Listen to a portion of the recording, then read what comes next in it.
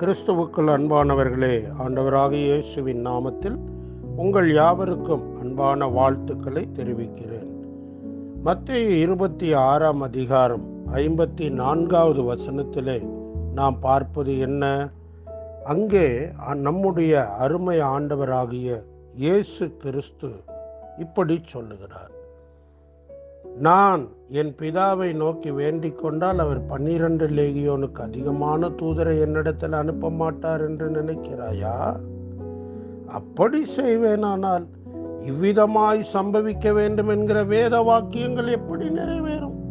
பாருங்கள் பிரியமானவர்களே, அதாவது ஆண்டவர் இயேசுவை கைது செய்ய வருகிறார்கள், கைது செய்கிறார்கள். ஆனால் இயேசுவோடு கூட இருந்த சீடரில் ஒருவனாகிய பேதுரு தன் பட்டயத்தை உருவி பிரதான ஆசாரியனுடைய வேலைக்காரனுடைய காதை வெட்டிவிட்டான். இப்படி காதை வெட்டினோன்னா ஆண்டவரை பேதுருவை பார்த்து சொல்றார், நான் ஆண்டவரை கேட்டனா பிதாவை வேண்டும்னா அவர் 12 லேகியோனுக்கு அதிகமான தூதரை என்கிட்ட அனுப்ப மாட்டார் நினைக்கிறியா? அப்படி நான் செஞ்சுட்டா இப்படி எழுதியிருக்கிற வேத வாக்கியம் எப்படிப்பா நிறைவேறும்? வேத வாக்கியம் நிறைவேறும்படி தன்னையே கொடுத்த கிறிஸ்துவின் அன்பை தான் நாம் பார்க்கிறோம். அதே போல அதற்கு பின்னால நீங்க பார்த்தீங்கன்னா 56வது வசனம், ஆகிலும் தீர்க்கதரிசிகள் எழுதியிருக்கிற வசனங்கள் நிறைவேறும்படி இவைகள் எல்லாம் சம்பவிக்கிறது. ஆண்டவர் இயேசு தம்முடைய வாழ்க்கையில வேத வாக்கியங்களும் தீர்க்கதரிசன வாக்கியங்களும் நிறைவேறும்படி தம்மை முழுமையாய் பிதாவுடைய சித்தத்துக்கு விட்டு கொடுத்தார் என்று சொல்லி நாம் பார்க்கிறோம். அதே காரியத்தை யோவான் 18ஆம் அதிகாரத்தில் சொல்லும்போது இப்படி யோவான் எழுதுகிறார். என்ன சொல்லுகிறார்? பிதா எனக்கு கொடுத்த பாத்திரத்தில் நான் பானம் பண்ணாதிருப்பேனோ? வேத வாக்கியங்களின்படி பிதா அவருக்கு கொடுத்த பாத்திரத்தில் பானம் பண்ணுகிறார். இந்த லெந்து காலங்களில் கிறிஸ்துவின் பாடு மரணங்களை தியானிக்கிற அன்பு சகோதரனே சகோதரியே, தேவன் நமக்கு நியமித்திருக்கிற பாத்திரத்தில் நாம் பானம் பண்ணுகிறோமா?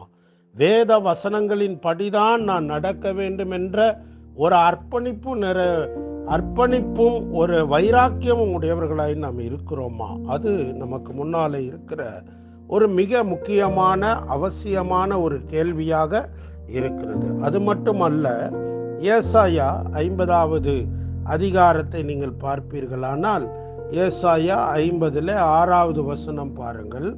அடிக்கிறவர்களுக்கு என் முதுகையும் தாடை மயிரை பிடுங்குகிறவர்களுக்கு என் தாடைகளையும் ஒப்பு கொடுத்தேன், அவமானத்துக்கும் உமிழ்நீருக்கும் என் முகத்தை மறைக்கவில்லை என்று ஆண்டவராகிய இயேசு கூறுகிறது போன்ற ஒரு தீர்க்கதரிசன வாக்கியத்தை ஏசாயா எழுதுகிறார். ஏசாயா 53 2வது வசனத்திலிருந்து 11 வரைக்கும் பார்க்கிறோம்.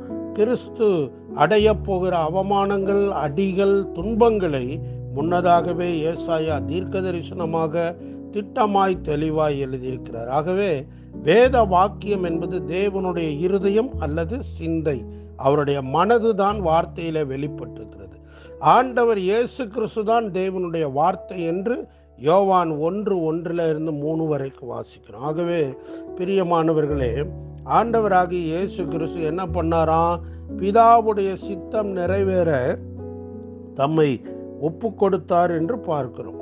சங்கீதம் 40ஆம் சங்கீதத்தில் 6ஆம் வசனத்தில் இருந்து, பலியையும் காணிக்கையும் நீர் விரும்பாமல் என் செவிகளை திறந்தீர், சர்வாங்க தகன பலியையும் பாவ நிவாரண பலியும் நீர் கேட்கவில்லை. அப்பொழுது நான் இதோ வருகிறேன், புஸ்தகச் சுருளில் என்னை குறித்து எழுதியிருக்கிறது. இது ஆண்டவராகிய இயேசு பிதாவுக்கு சொல்லுவது போன்ற ஒரு தீர்க்க தரிசன வசனமாக தாவீது எழுதியிருக்கிறார். அதே காரியத்தை நாம் எங்கே பார்க்கிறோம்?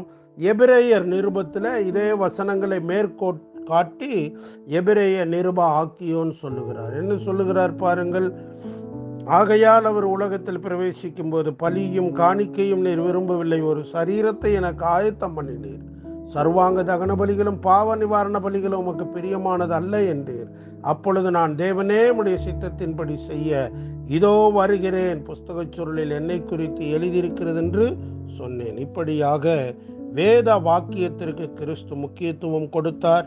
அது மட்டுமல்ல, விசேஷமாக தேவன் தனக்கு கொடுத்த பாத்திரத்தை அவர் முழுமையாக ஏற்றுக்கொண்டார். நாமும் வேத வாக்கியங்களின்படி நடப்போம்.